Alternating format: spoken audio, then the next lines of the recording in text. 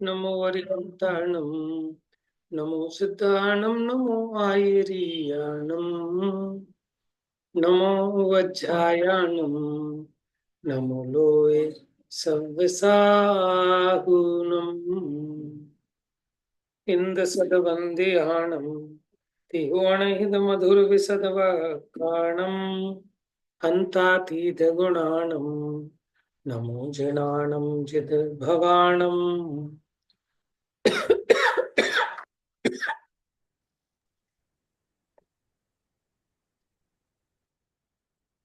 119 number की गाथा कल हुई थी।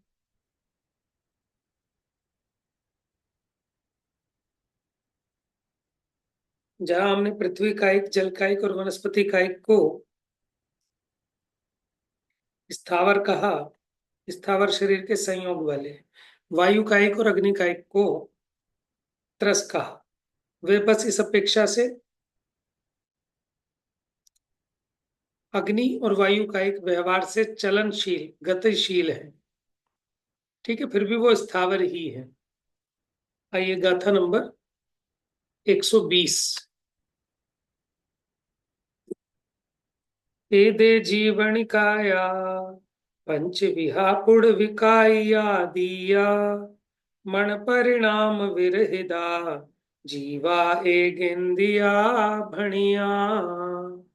ये सब पृथ्वी कायिक आदि पांच भेद जो जीव निकाय मन परिणाम विहीन तथा एक इंद्रिय जीव कहें जिन राय।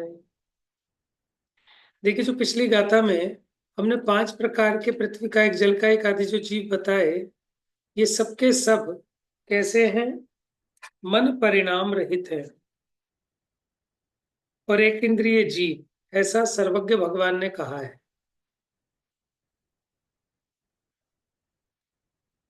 हाँ,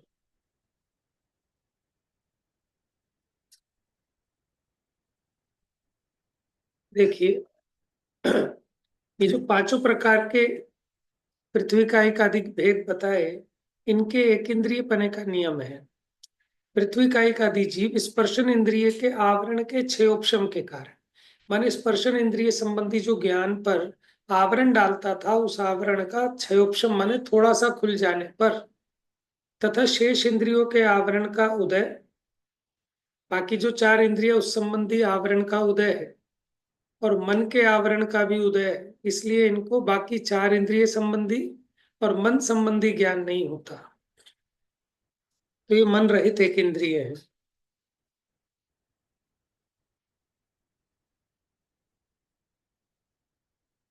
ये 5 प्रकार के पृथ्वी का आदि प्रत्यक्ष रूप से जीवों के भेद हैं। वे कैसे हैं? मन परिणाम से रहित, न केवल मन परिणाम से रहित अपितु एक इंद्रिय कहे गए हैं। किसके होने पर? वीर्य अंतराय और स्पर्शन इंद्रिय आवरण के क्षयोक्षम होने के कारण। देखो, जितना जितना ज्ञान का क्षयोक्षम होता है ना, उसके साथ वीर्य अंतराय का भी उतना क्षयोक्षम होता है, तभी हम उतना ज्ञान कर पाते हैं। तो जो एक इंद्रिय है, एक इंद्रिय के एक इंद्रिय संबंधी ज्ञानावरणी का क्षयोक्षम है, और उसके साथ उतना वीर्यांतर, उतनी शक्ति भी प्रकट है उसकी। हाँ, यहाँ सूत्र में जगत की उपाधियों से रहित शुद्ध सत्ता मात्र के उपदेशक निश्चय नय की अपेक्षा, यद्यपि पृथ्वी आदि 5 भेद रहित जीव है, माने अगर निश्चय नय से देखें तो जीव कोई 5 भेद वाला नहीं होता, जीव तो उससे रहित है, फिर भी व्यवहार नय से अशुद्ध मनोगत रागादि दुर्ध्यान सहित शुद्ध मनोगत स्वसंवेदन ज्ञान रहित जो पूर्ववत एक इंद्रिय जाति नाम कर्म है, बने जीव ने अपनी अज्ञानता में, अशुद्ध दशा में जो एक इंद्रिय जाति नाम कर्म का उपार्जन किया, उसके उदय से ये मन रहित तथा एक इंद्रिय होते, ऐसा आशय है।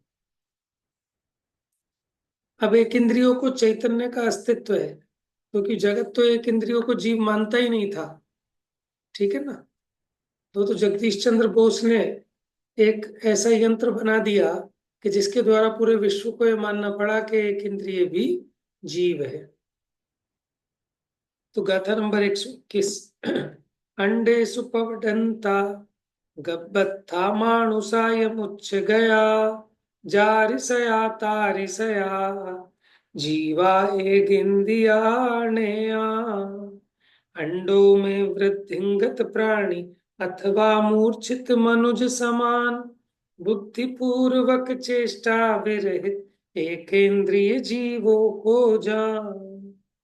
देखो एग्जाम्पल दिया, जैसे अंडे में बढ़ते हुए जो प्राणी हैं और गर्भ में रहे हुए जो प्राणी हैं और मूर्छा को प्राप्त जो मनुष्य हैं, वैसे ही एक इंद्रिय जीव जानना। माने उन्हें कोई जीव, जैसे मान लो कोई बेहोश पड़ा है, मूर्छित है, तो उसे कोई मानता नहीं है कि जिंदा है। गर्भ में जो जीव है उसे किसी को फील नहीं होता कि कोई जिंदा है। अंडे में जो जीव बढ़ रहा है उसे कोई मानता नहीं है, क्योंकि उसमें वैसा बुद्धिपूर्वक व्यापार तो कोई नहीं हो रहा, उसमें चेष्टा आदि। तो उसी प्रकार जो एक इंद्रिय जीव हैं वो उसी के समान जानना चाहिए। टीकार्थ। एक इंद्रिय जीवों के चैतन्य का अस्तित्व को दृष्टांत से समझा रहे हैं। अंडे में रहे हुए, गर्भ में रहे हुए, मूर्छा पाए हुए, ठीक है, उन प्राणियों के जीवत्व का बुद्धिपूर्वक व्यापार नहीं देखे जाने पर भी, माने वो कोई मन वचन काया की कोई क्रिया नजर नहीं आती, उनकी कोई चेष्टा नजर नहीं आती, फिर भी जिस प्रकार जीव पने का निश्चय किया जाता है उसी प्रकार एक इंद्रियों के भी निश्चय किया जाता है, क्योंकि दोनों में बुद्धिपूर्वक व्यापार का आदर्शन माने न दिखाई देना समान है। जो एग्जाम्पल में बताया वो भी, और जो सिद्धांत में बता रहे हैं एक इंद्रिय उनके भी, माने उनके बुद्धिपूर्वक कोई कार्य नजर नहीं आता बाहर, ये चल रहे हैं, ठीक है, कि रो रहे हैं, कुछ और कर रहे हैं, ऐसा कोई भी बाहर में परिवर्तन नहीं दिखाई देने पर भी, जैसे अंडे में बढ़ता हुआ जीव है, गर्भ में रहा हुआ जीव है, ठीक है, उसमें जीवत्व पने का निश्चय होता है, उसी प्रकार इनमें भी जानना, माने एक इंद्रिय भी चैतन्य है। तात्पर्य वृत्ति। अंडों में प्रवर्तमान त्रियंश, गर्भ में स्थित मनुष्य और मूर्छित मनुष्य जैसे ईहा पूर्वक व्यापार रहित मूर्छागत होते हैं। ईहा कहते हैं प्रयत्न करना, इच्छा करना, है ना। ऐसे प्रयत्न पूर्वक कोई व्यापार नहीं होता, उसी प्रकार एक इंद्रिय जीव जानना। जैसे अंडों से उत्पन्न होने वाले जीव इत्यादि की शरीर पुष्टि को देखकर बहिरंग व्यापार का अभाव होने पर भी चैतन्य का अस्तित्व माना जाता है, मलानता को देखकर नास्तित्व माना जाता है। माने अंडे से उत्पन्न होने वाले जीव इत्यादि की शरीर पुष्टि को देखकर, माने उसका शरीर बढ़ रहा है ऐसा देखकर ये जाना जाता है कि जीव है। और अगर उसमें म्लानता हो, माने उसका विकास ना हो रहा हो, तो उसका नास्तित्व जाना जाता है, चैतन्य बनेगा। उसी प्रकार एक इंद्रियों के चैतन्य का अस्तित्व जानना। परमार्थ से स्वाधीन अनंत ज्ञान सुख सहित भी जीव पश्चात अज्ञान से पराधीन इंद्रिय सुखों में आसक्त होकर जो कर्म बांधता है, माने जीव का स्वभाव तो ऐसा है कि स्वाधीन अनंत ज्ञान सुख में रहे, लेकिन अज्ञानता के कारण पराधीन हो रहा है, इंद्रिय सुखों में आसक्त होकर जो कर्म बांधता है उससे अंडज आदि के समान एक इंद्रिय जनित दुख रूप आत्मा को करता है। तो ऐसे 5 स्थावरों के व्याख्यान की मुख्यता से 4 गाथाओं द्वारा द्वितीय स्थल पूर्ण। इसमें किसी का कोई प्रश्न है कि आगे बढ़े?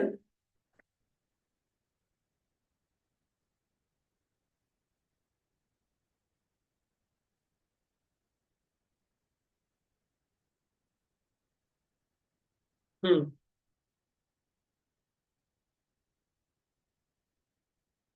गाथा 122 से। अब 2 इंद्रियों की सूचना, फिर 3 इंद्रियों की आएगी।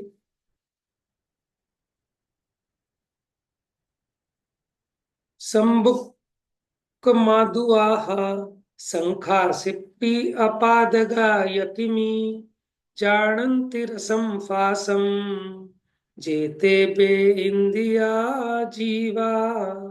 बे मैंने होता है 2, तो बे इंदिया जीवा माने 2 इंद्रिय जीव है। कौन कौन एग्जाम्पल भी दिए इनके? मातृवाह शंभूक शंख अरुसीप कृमि जो पैर रहित, जो जाने स्पर्श अरु रस को, कहें जीव दो इंद्र सहित। शंभूक, मातृवाह, शंख, सीप और अपादका प्रमेय, पैर रहित जो कृमि यानी कीड़े हैं, वो रस, स्पर्श और रस को जानते हैं, वे दो इंद्रिय जीव हैं। अब ये शंभूक और मातृवाह तो हम नहीं जानते, लेकिन शंख से आप सब परिचित हैं, सीप से आप सब परिचित हैं। ठीक है, ये शंख और सीप और कृमि माने इल्ली आदि, ये दो इंद्रिय जीव हैं, लट कहते हैं जिसको। तो ये सिर्फ स्पर्शन और रसना इंद्रिय संबंधी ज्ञान करते हैं, दो इंद्रिय जीव हैं। तो स्पर्शन इंद्रिय और रसना इंद्रिय के आवरण के क्षयोक्षम के कारण तथा शेष इंद्रियों के आवरण का उदय। देखो, जितना क्षयोक्षम हुआ उतना तो ज्ञान का विकास है। स्पर्शन और रसना इंद्रिय आवरण का क्षयोक्षम हुआ, लेकिन शेष इंद्रियों और मन के आवरण का उदय है, इसलिए भैया, स्पर्श। जी। भैया शंभूक घोंगे को कहते हैं, घोंगा। अच्छा, समुद्र समुद्र में पाया जाता है। लेकिन घोंगा दो इंद्रिय तो नहीं होना चाहिए, घोंगा तो पांच इंद्रिय होना चाहिए।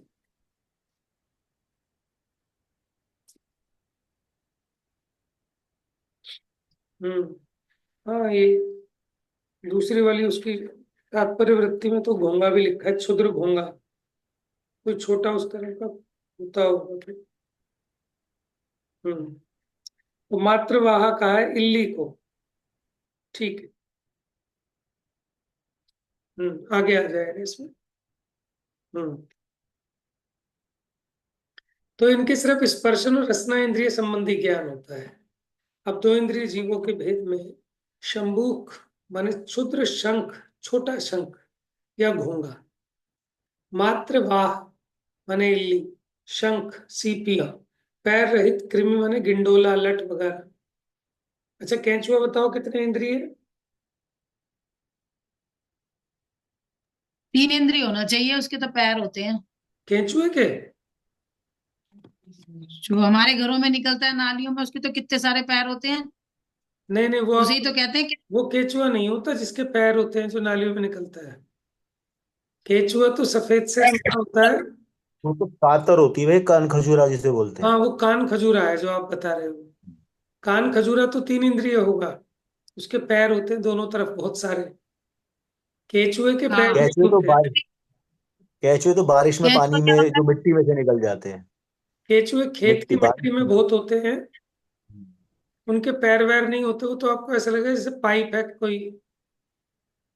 ठीक है ना? या फिर गिंडोले आपने देखे होंगे बारिश में, जहाँ थोड़ा सा प्रकृति या वनस्पति ज्यादा होती है, वहां हो जाते हैं ब्राउन ब्राउन कलर के,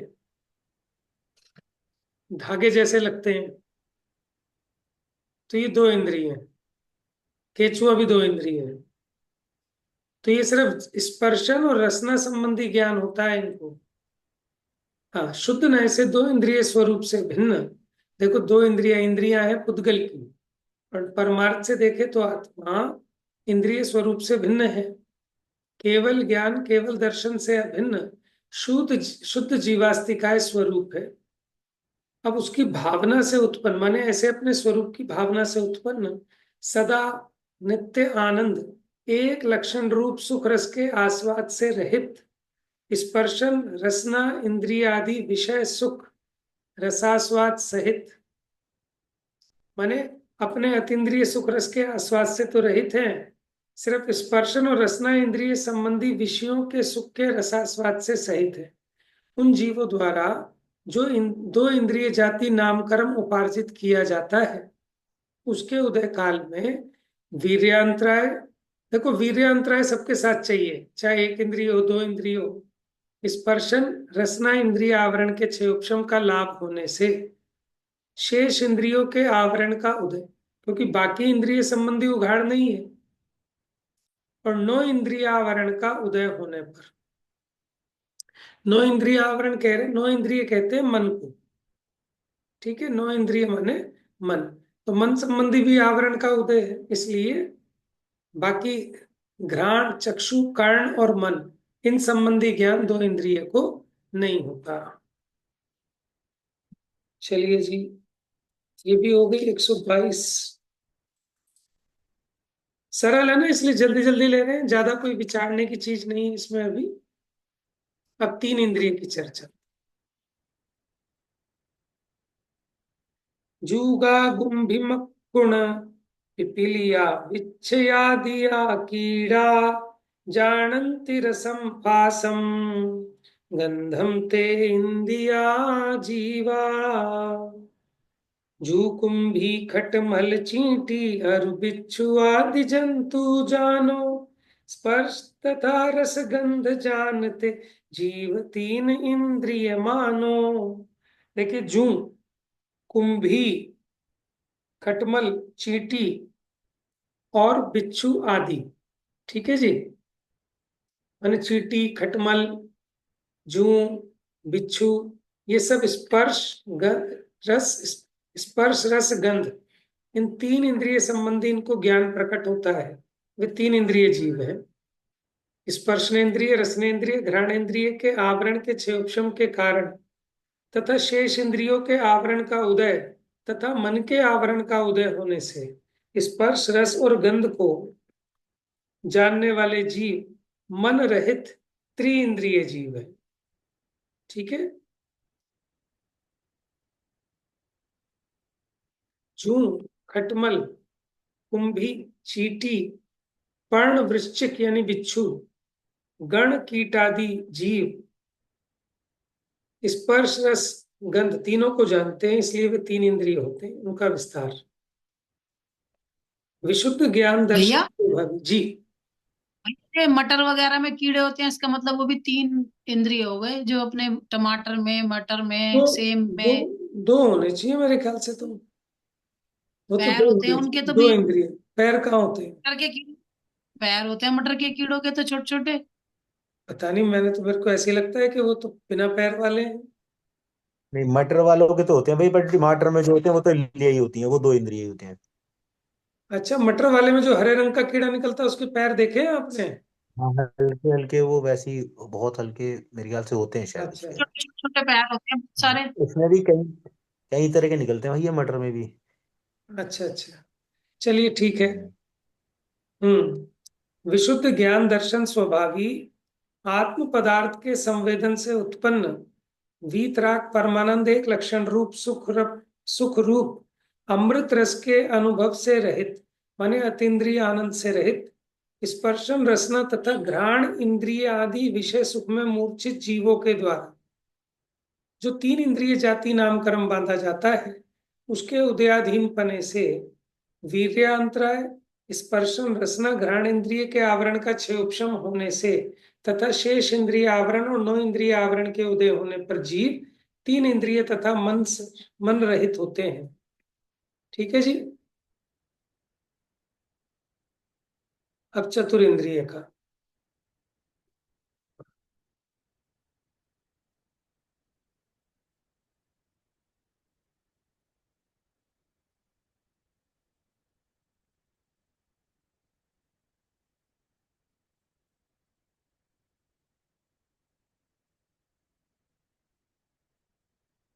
हम्म 124 नंबर की गाथा, चतुर इंद्रिय जीवों के प्रकार की सूचना। उद्दंस मसय मक्खिय मधुकर भमरा पतंग मादिया रूवम रसम च गंधम भासम पुण्ते विजानन्ति। और डांस, मच्छर, मक्खी, मधुमक्खी, भौरा तथा पतंग रूप तथा स्पर्श गंध रस विषय ज्ञान का इन्हें प्रसंग। ठीक है, डांस, मच्छर, मक्खी माने सब लगभग उड़ने वाले हो गए। ठीक है, 3 इंद्रिय में चलने वाले थे और 4 इंद्रिय में उड़ने वाले हो गए। भौरा भी इसमें आ गया, पतंगा भी। तो इनके 4, स्पर्श, रस, गंध और वर्ण, यानी रूप। चक्षु इंद्रिय भी होते हैं ना इनके, स्पर्शन रसना घ्राण चक्षु, तो ये 4 इंद्रिय जीव है। समय व्याख्या देखते हैं इसकी।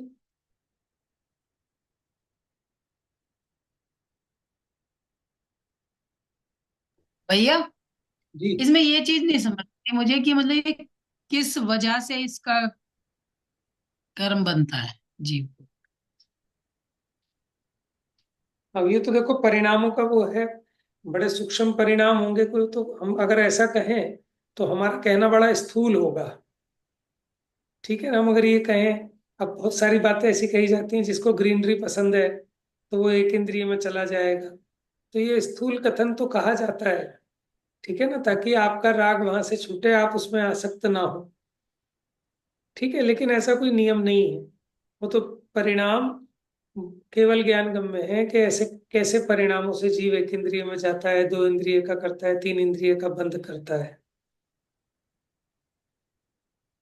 हम्म। क्योंकि इसमें जो बार बार लिखा हुआ है तात्पर्य वृत्ति में सबकी में, कि जैसे इसमें यही लिखा हुआ है कि वे निर्विकार स्वसंवेदन ज्ञान भावना से उत्पन्न सुखरूप अमृत पान से रहित स्पर्शन रसना घ्राण तथा चक्षु इंद्रिय के विषय सुख के अनुभव के सन्मुख बहिरात्मा जीवों द्वारा जो 4 इंद्रिय जाति नाम कर्म उपार्जित किया जाता है। हम्म। मतलब ये है कि तो खाली स्पर्शन के सन्मुख है कोई बहिरात्म, तो उसको एक इंद्रिय का बता दिया। स्पर्शन रसना किया तो 2 तो इंद्रिय, देखो, घ्राण के भी है तो 3। ये इस बात को सिद्ध किया कि जो अपने स्वरूप से अच्युत हैं, जो अज्ञानी है, उनके द्वारा ये कर्म, क्योंकि जो ज्ञानी है वो अगर बांधता भी है तो कम से कम सैनी पंचेंद्रिय बनता है। ठीक है ना, नहीं तो असली। इससे तो एक बात उल्टी सिद्ध होती है, एक बात उल्टी सिद्ध होती है। मैं जो मेरे को मतलब जो ख्याल में आ रही है बार बार बात, बताइए। कि जिसको केवल एक इंद्रिय में ज्यादा रुचि है तो वो तो एक इंद्रिय बन जाएगा, जिसको 2 इंद्रियों में रुचि है तो उसे 2 इंद्रिय मिलेगी। तो ये तो हो गया कि ज्यादा गलती पे ज्यादा इंद्रिय मिल गई। और जो जो चार चार इंद्रियों में रचा पचा है तो उसे 4 इंद्रिय नहीं जाति नहीं, मिलेगी। ऐसा ऐसा नहीं है, ऐसा नहीं है। इससे तो यही पता चल रहा है ना देखो, कि उत्पन्न सुखरूप अमृत पान से रहित स्पर्शन रसना घ्राण तथा चक्षु इंद्रिय के विषय सुख के अनुभव के सन्मुख बहिरात्मा जीवों द्वारा जो 4 इंद्रिय जाति नाम कर्म उपार्जित किया जाता है। ऐसे स्पर्शन में खाली स्पर्शन किया है।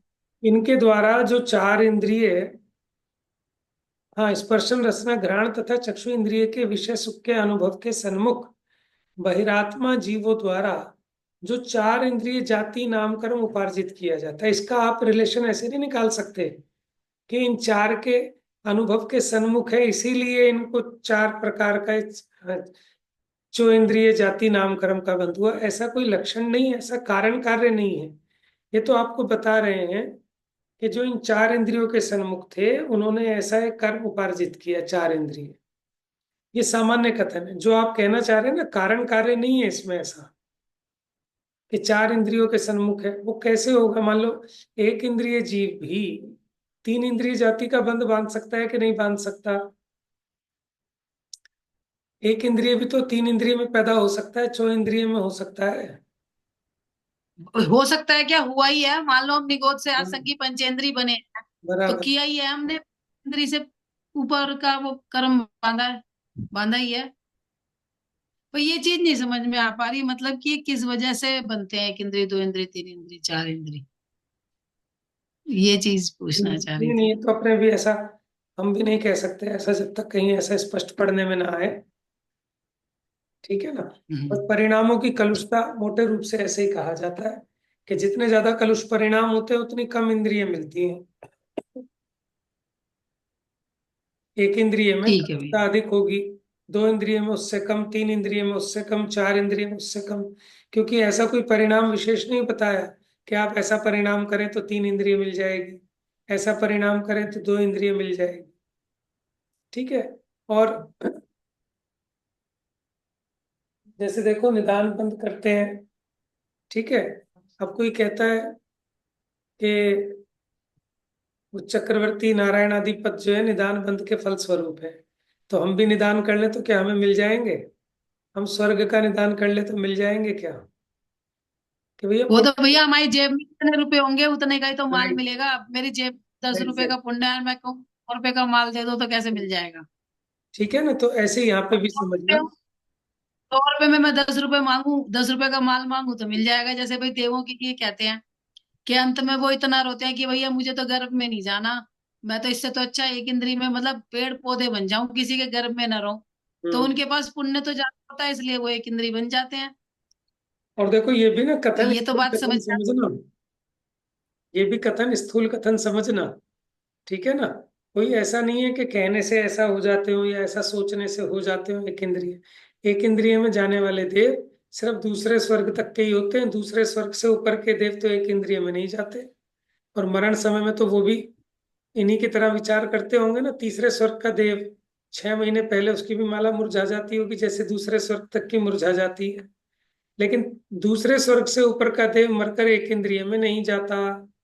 तो ये भी स्थूल कथन समझना।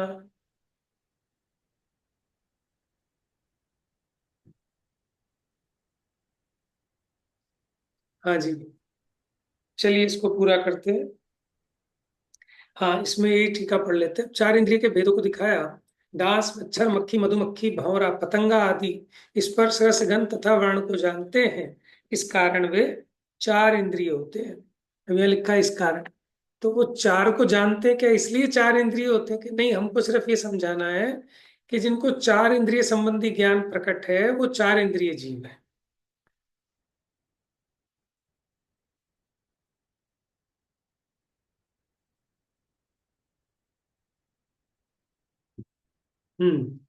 उसका विस्तार। निर्विकार, स्वसंवेदन ज्ञान भावना से उत्पन्न, सुख रूप अमृत पान से रहित, मतलब अज्ञानी। स्पर्शन, रसना, घ्राण तथा चक्षु इंद्रिय के विषय सुख के अनुभव के सन्मुख, माने जिनको वो प्राप्त होने वाला है, सन्मुख कह रहे हैं। बहिरात्मा जीवों द्वारा जो चार इंद्रिय जाति नामकरण उपार्जित किया जाता है। ठीक है, ऐसे जीवों के द्वारा जो कि चार इंद्रियों के विषय सुख के अनुभव के सन्मुख हैं, उनके सामने है, माने अब उनको वो प्राप्त होने वाले हैं। ठीक है, पूर्व अवस्था बताई। तो वो जीव जो चार इंद्रिय जाति नाम कर्म उपार्जित करता है, उसके उदय में आने पर और वीर्यांतराय, स्पर्शन, रसना, घ्राण, चक्षु इंद्रियावरण के क्षयोक्षम का लाभ होने पर और श्रोत्र इंद्रियावरण। हाँ जी। श्रोत्र, श्रोत्र का उदय रहेगा, क्षयोक्षम नहीं होगा, क्योंकि कर्ण इंद्रिय संबंधी ज्ञान नहीं होगा ना चार इंद्रिय को।